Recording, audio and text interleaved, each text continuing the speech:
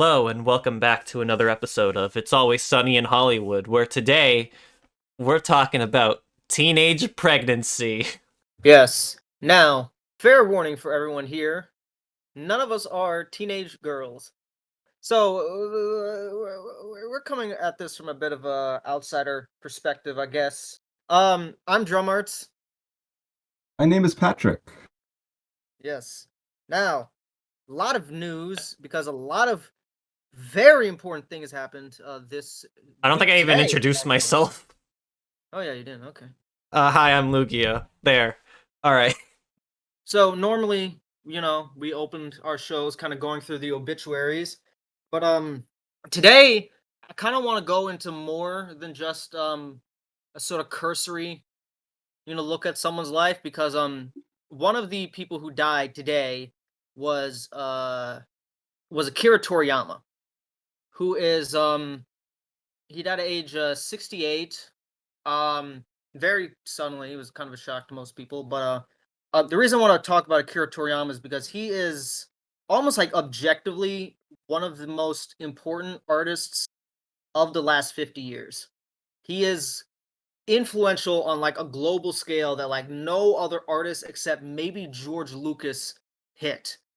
And I'd honestly argue he honestly kind of surpassed George Lucas because he was influential in a lot of fields.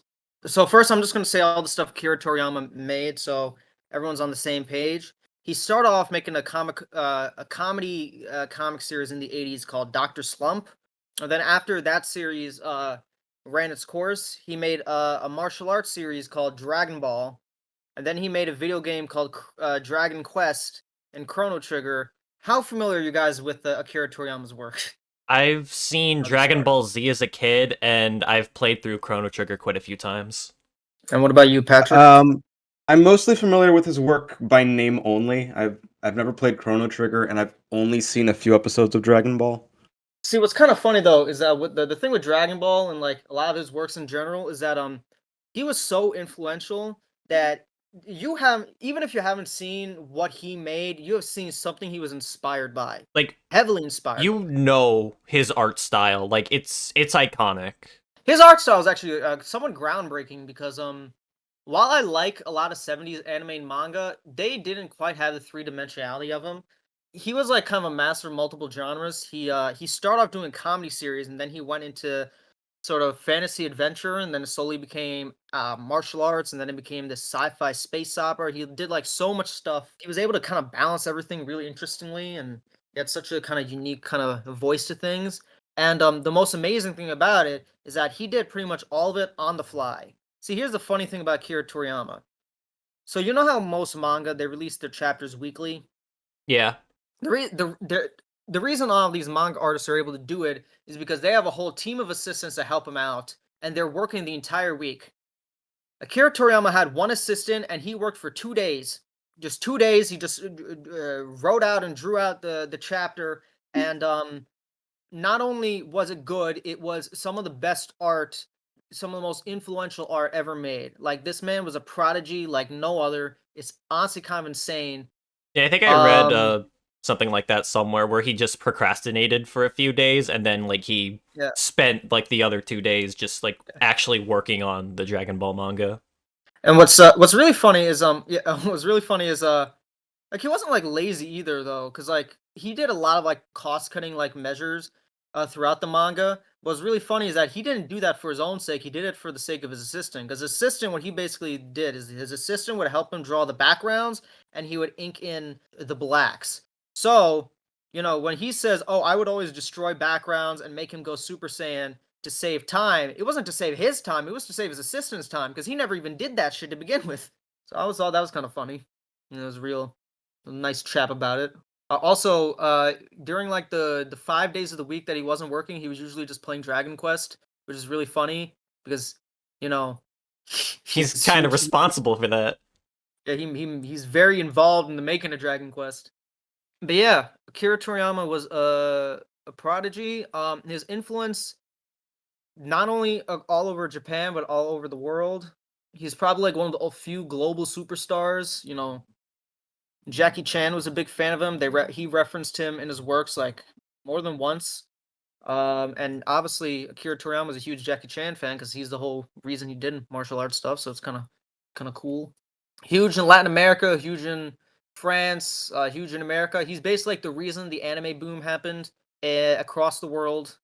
And again, his influence on video games goes well beyond the fact that he basically was responsible for popularizing the RPG.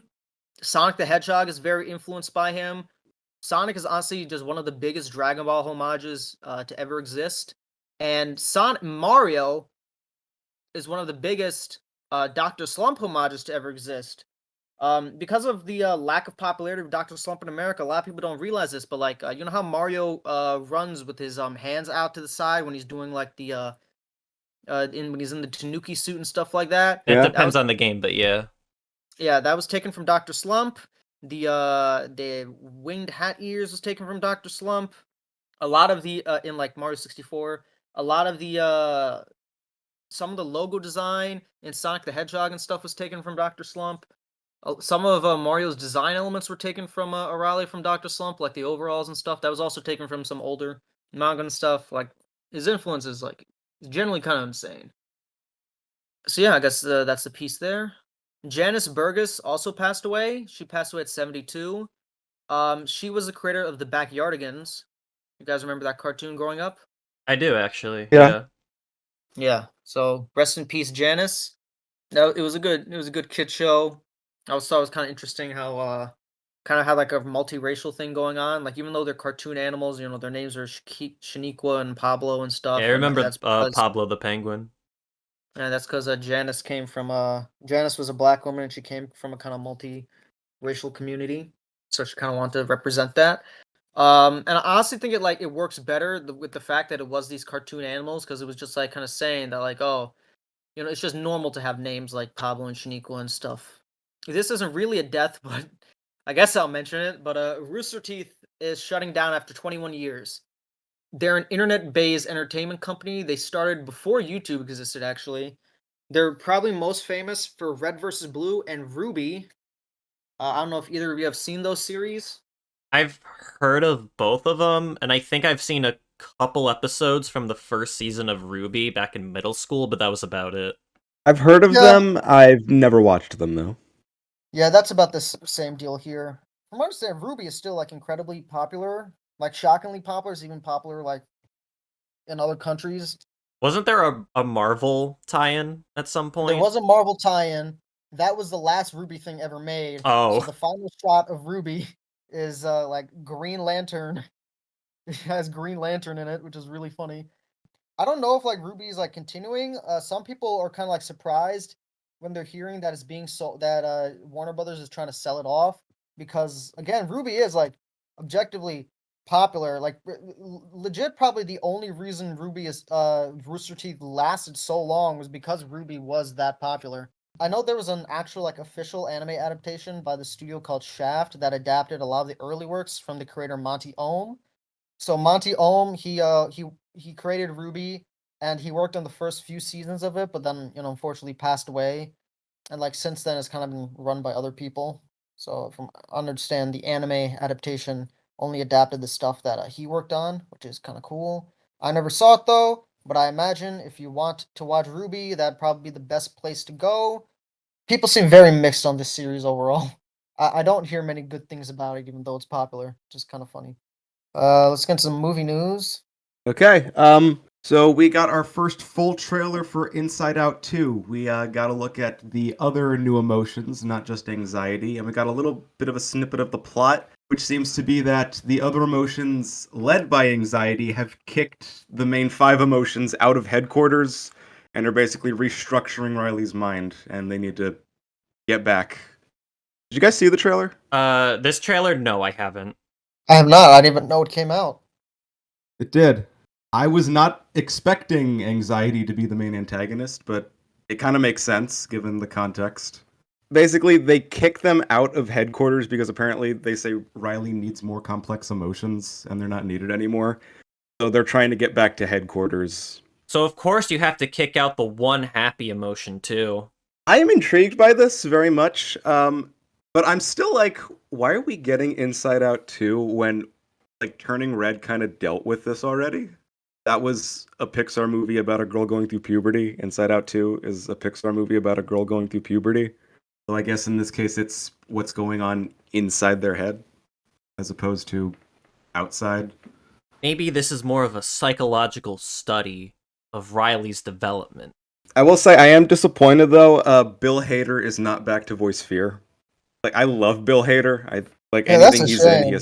Was there Yeah, a he has reason why such he's great not in it? energy. I feel like I've like Apparently, I feel like I've vocally expressed my distaste for SNL a lot on here. But like I generally do think that like Bill Hader is one of the more talented people to come from SNL. Like he is actually like generally very good. And he's got like really like surprisingly diverse range. I mean, like he is one of my favorite voice actors. yeah, like when you think of like him doing SNL, you kind of think of like him doing like pretty like sanitized, friendly stuff. And then when I look in his credits, I learned that he was like one of the writers on South Park, and I was like, oh, and like he wrote the episode where Kanye is like a gay fish, and I'm like, oh, he wrote that episode. That's crazy. Well, to answer your question, Lugia, he is neither Bill Hader or Mindy Kaling are coming back because the pay wasn't high enough. Really? For Inside Out? Yeah, for Inside Out too. Apparently, the cast they were all offered $100,000 to return. They declined. Such weird. I mean, they're not even like that major characters. It's probably just like a few days of work, but okay, The first whatever. movie don't was know. very successful, no? It was. I don't know. It was their choice. It was their choice. I imagine But I that's guess probably not like I imagine that's probably not like the full story. That's just like the story Disney wants you to hear. I don't know. That's what's on Wikipedia. But I guess to balance out the scales, we may not be getting them, but we are getting John Ratzenberger back. He hasn't done a voice in a Pixar movie for a while. According to the cast list, he's in Inside Out 2, which makes me happy because that was always one of my favorite things to do with a Pixar film, spot his voice. No, I'm looking forward to this. I'm very curious to see what they do with an Inside Out 2.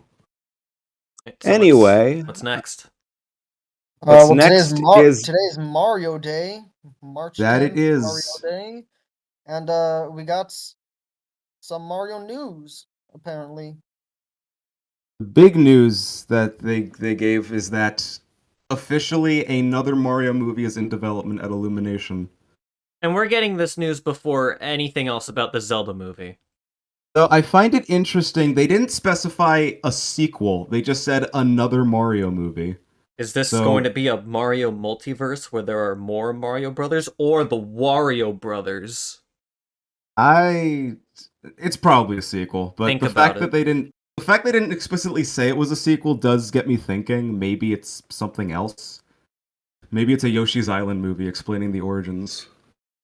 Didn't like Seth Rogen or like I think some people wanted them to make like a Donkey Kong spin-off or like a Wario spin-off or something like that. So it'd be kind of funny if like Seth Rogen got his Donkey Kong movie or some shit. Early Day said he wanted a Luigi's Mansion movie. There's definitely possibilities with Mario. Yeah, Luigi decides to get a house in the Mushroom Kingdom, and it happens to be so he doesn't have to travel all the time from work. And he was like, "Oh, I'll just get a house in the Mushroom Kingdom." Oh my Oh god, no, it's haunted. haunted. What? Mario, where are you? And then I don't know. I'm absolutely down. I think of the three of us, I liked the Mario movie the most. So I'm mean- I'm down to see what's next. you liked the movie. I didn't like the movie. I was just like, I thought I it know. was good, but yeah, you liked it more than we did. I'll say it's not a great movie, but like it is so damn fun. I just thought it was like a generic kids movie with like a Mario skin. So like to me, I just like didn't feel much. Anyway, today's the Oscars. We'll probably go more in depth into it next week when the actual winners we find out the winners. I haven't seen the movies that are apparently the best ones, most of them. So I don't know. Going through Best Picture, there's American Fiction, which everyone tells me is just a worse version of Bamboozled. So, Anatomy of a Fall, which I heard is really good. Called Anatomy of a Fall because it is a legal drama, so it's kind of like Anatomy of a Murder. But then there's Barbie. We all saw Barbie, right? I didn't.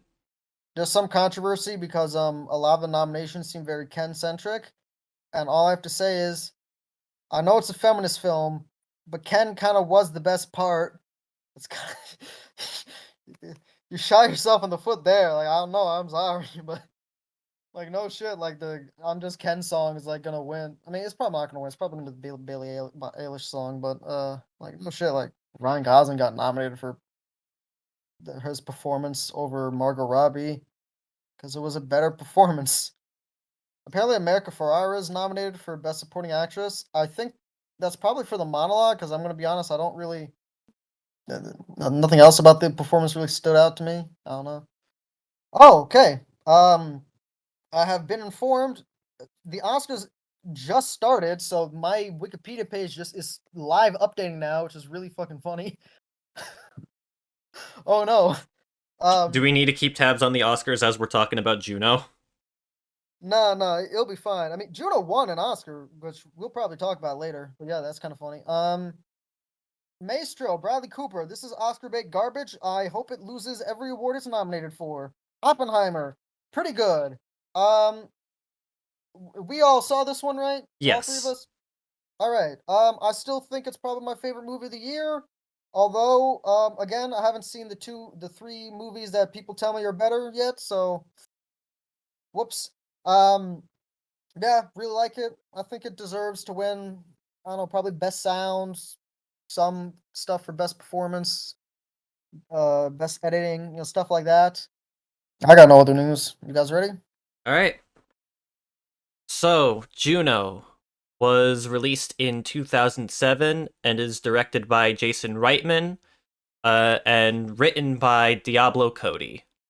This movie made about $232 million against a $7 million budget, so this was pretty huge back in the day.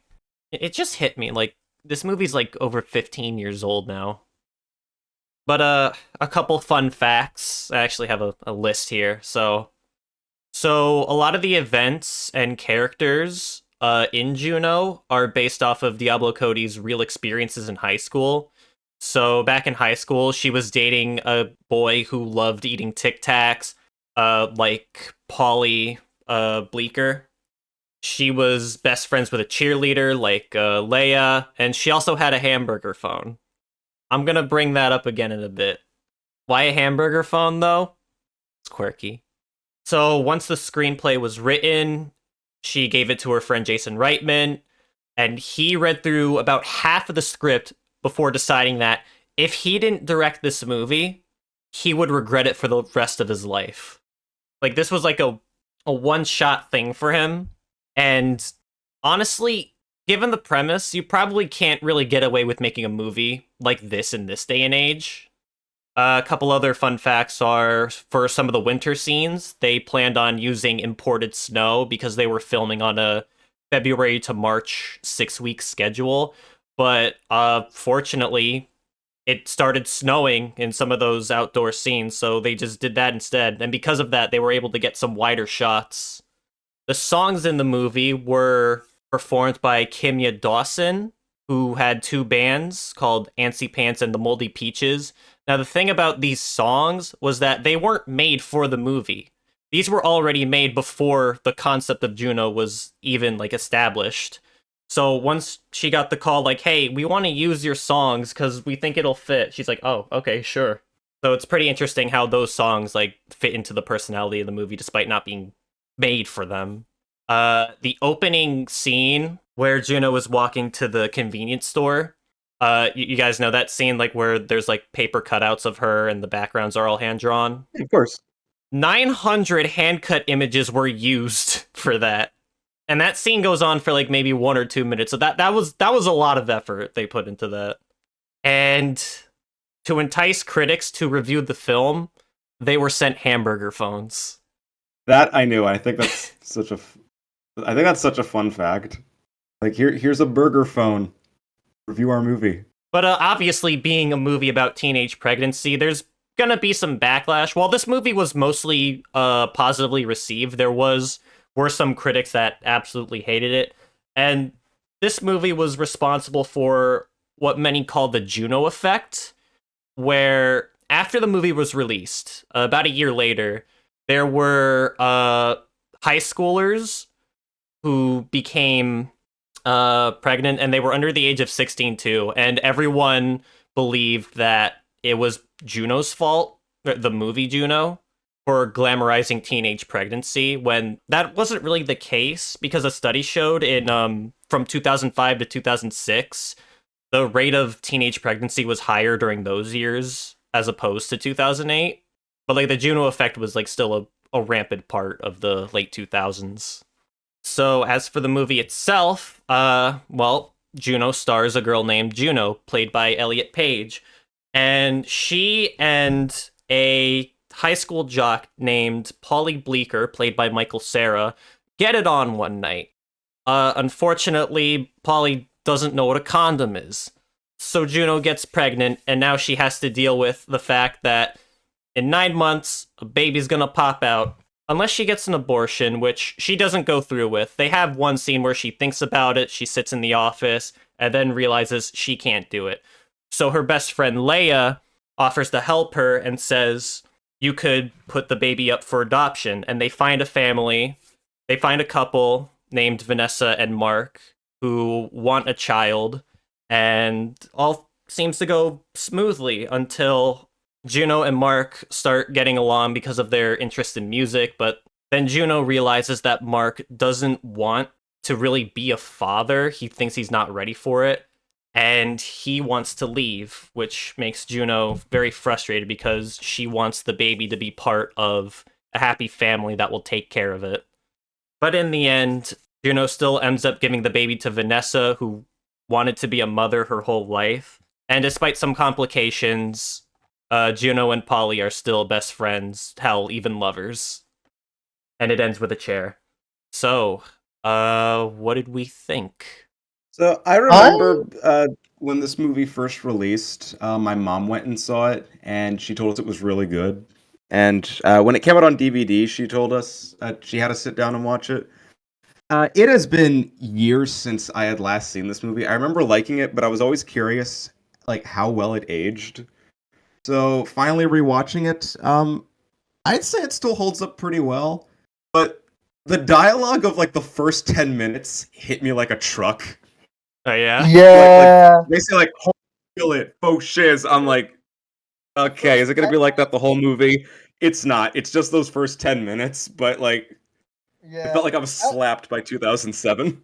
I got like a soft spot for this movie, but those like first 10 minutes are fucking brutal. It's kind of amazing I was able to connect with it so much after those like first 10 minutes. I was like, damn, did people actually talk like that in 2007? Because like we were just like kids, so I don't like remember the slang and shit. So I was like, oh my god, is this what people actually sounded like? But again, like after the first 10 minutes, like it kind of stops. Yeah, which is like kind of weird. Like they don't kind of commit to it, but like whatever. I mean, to be fair, some of the language from Juno, Leia, and sometimes even Mark is still kind of like that, but it's not as apparent. Especially in here's the that thing. convenience store scene. I like the story of this movie a lot. The style infuriates me. That's basically like my take on the film. Is like it's really good, but I hate the presentation so much. But I don't what do like you how mean? twee it is.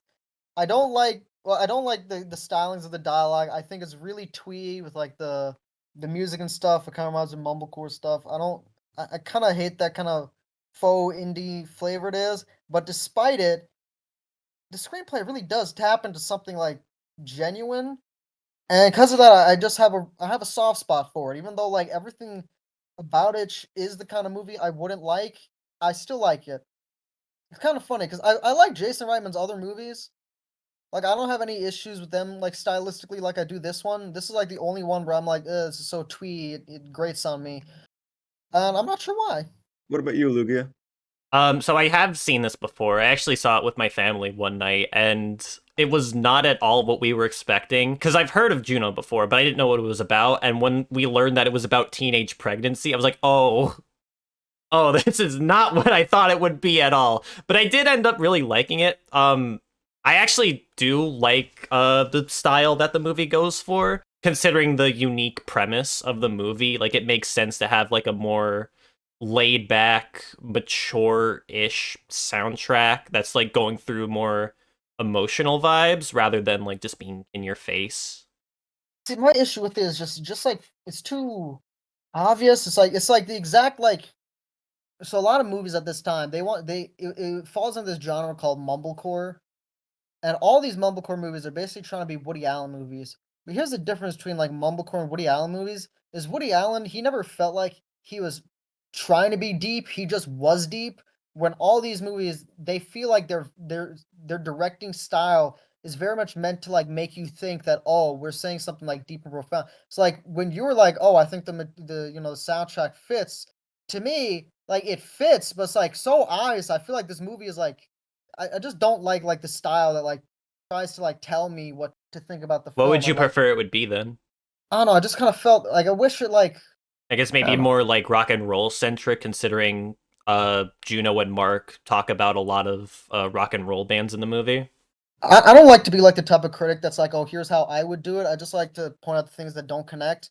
But you know what? That's a fair enough assessment. It's kind of weird that the music that scores the film doesn't really reflect Juno's own taste in music. It kind of reminds me That of a is lot, a bit odd, I'll admit. right? Because like I saw this movie called Funny Pages not that long ago that was very similar. And what I really liked about Funny Pages is that it was about like indie cartoonists. And I've seen other movies about indie cartoonists, and it completely fucks it up because it has them drawing stuff that no indie cartoonist makes. So what Funny Pages did is it just hired one of the most like significant indie cartoonists to just draw the drawings. And I was like, oh, okay, that's like exactly what a person like this would draw. So like I was like, that's perfect. This movie automatically just, it feels like 10 times more authentic just because like it feels like something the actual character would be into. Like again, to bring up like the Woody Allen thing, like in a Woody Allen movie, like if they say something like characters, they'll just have like a conversation and it'll feel like a real conversation.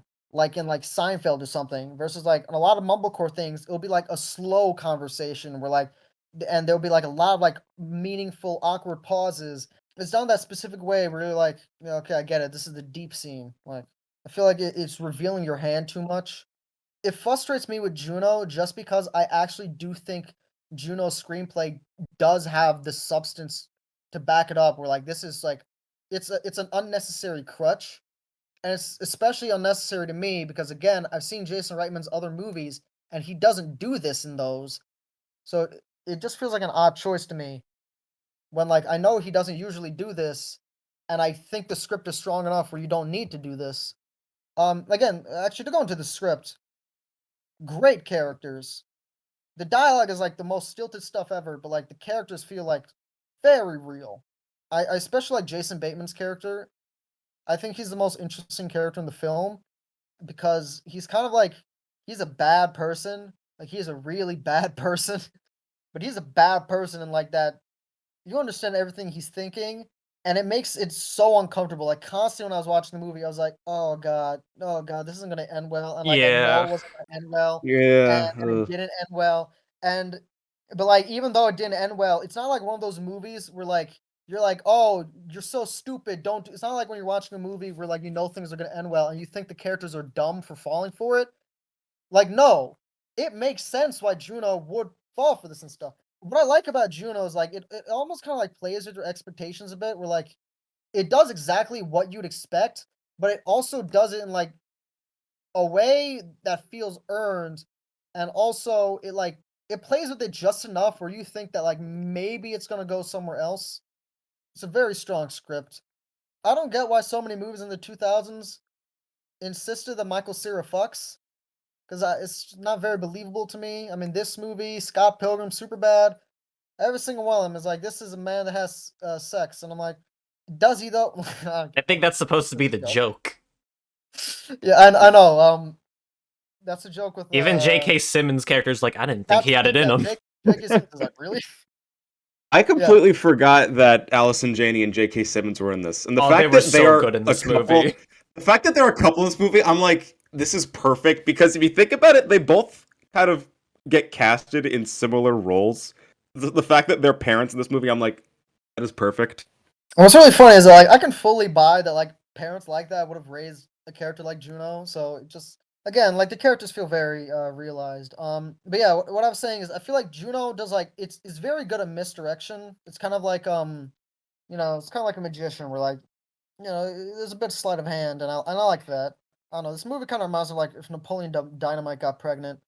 Going Um, back to the characters real quick, there's one complaint that I have with Michael Cera's character.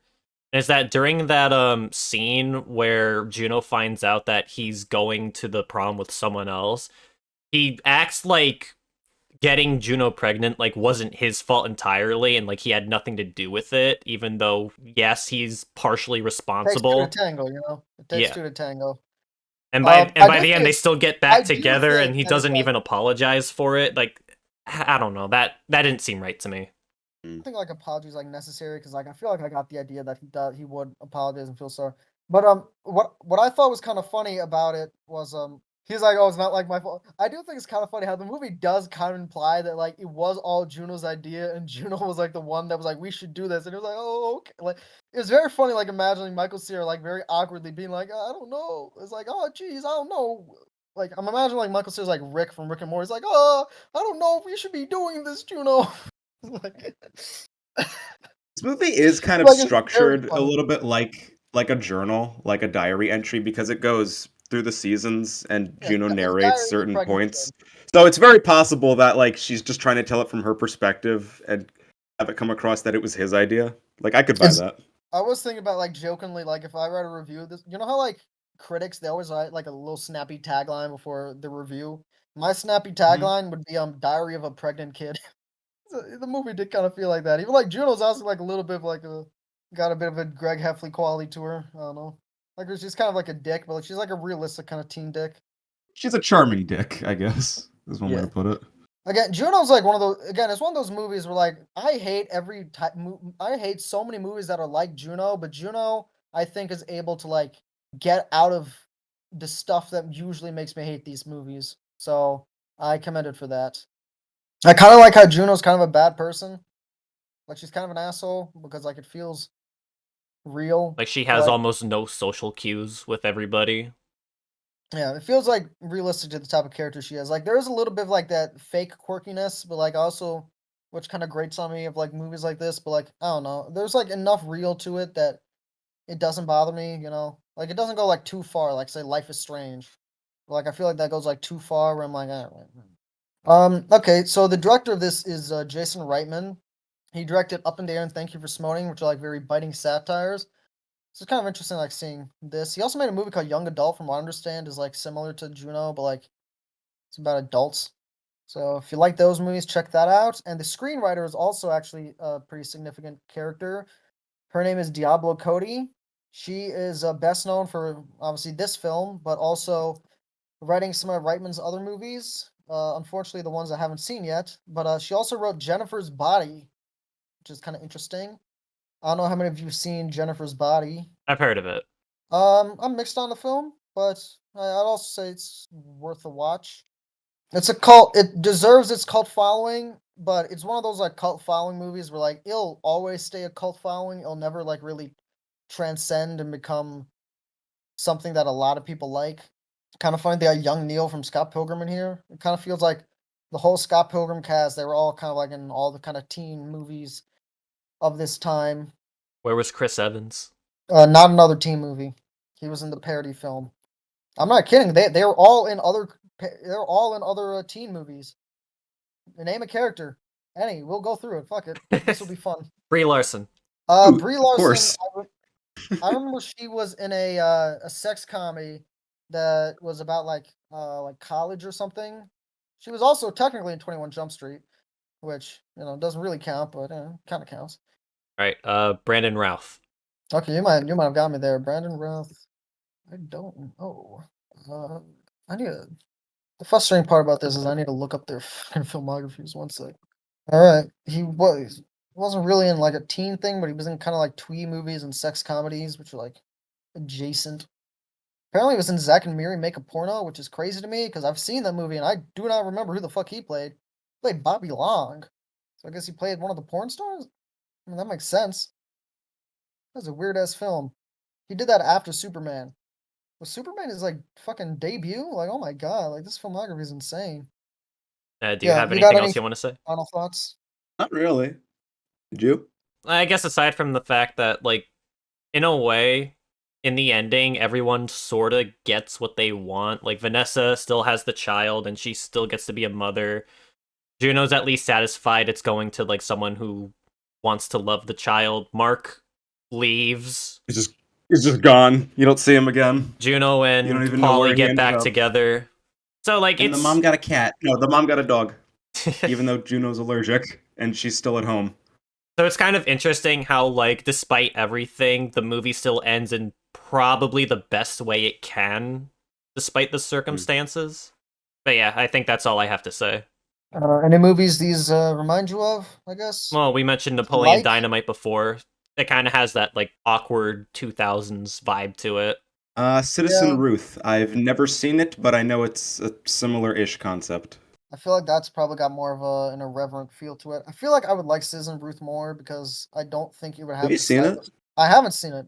I just have seen Alexander Payne's other movies, and I feel like I would like it more. Ghost Okay. World, Garden State, it kind of reminds me of those. I like Ghost World. I hate Garden State. So, but they both kind of remind me of this. I guess that's a good. I'm kind of 50-50 on Ghost World, honestly, but Garden State is like it kind of exemplifies everything I hate about this era of indie films. So if you want to know what I mean when I say that, like I usually hate this type of movie, Garden State is that type of movie. So Ghost World is interesting. I'm gonna have to rewatch that because there's certainly more meat to its bones. Actually, Ghost World is actually very comparable with this because it's also about a kind of shitty teen. But what's funny that befriends an older person. What's really funny is that it takes a different perspective than you'd think. I think that Ghost World would be an interesting companion piece with this film. Now that I think about it, so also any John Green thing, like I mentioned, Perks of Being a Wallflower. I don't like that movie, but it kind of reminds me of this. Yeah, Patrick, I believe it's your turn. That it is. All right, I've given this some thought, and I've come to a verdict. This is a recent movie, actually. Just came out just a few years ago. And I've talked about it before, or at least I brought it up. I really like it, and I think, yeah, why not? We'll give it its own episode, because I think that'll be fun. So next up, we're heading back into the realm of action. We haven't really done an action movie in a while. So, I hope you got your tickets ready, gentlemen, because next week is Bullet Train. Oh, all right. Not to be confused with The Bullet Train from the 70s. Now, this is the Brad Pitt movie from 22. What was I thinking you were gonna do? Hard understand. Ticket to Hawaii. I have never what heard the of fuck that is movie. Hard Ticket to Hawaii? What the fuck is that? But you've never heard of it? Okay. I've never heard of it. No. I was about to say that I've No. heard the 75 Bullet Train movie is pretty good too. So like I was always curious about watching that. Yeah, I've never seen Bullet Train, but I've only heard good things about it. I think you'd like it. I've seen Bullet Train. I am very 50-50 on it, so it's gonna be interesting talking about it. I love it. Like, I mean, you guys know that. I have a poster of it in my room, so. I know a lot of people that love it, and I get why people love it, and I like part of it, but I'm 50-50. So Alright, this will be a fun discussion. alright, we got a closer? It ended with a chair. If I was a flower growing wild and free, all I'd want is you to be my sweet honeybee. And if I was a tree growing tall and green, all I'd want is you to shade me and be my leaves. All I want is you, will you be my bride? Take me by the hand and stand by my side. All I want is you, will you stay with me? Hold me in your arms and sway me like the sea.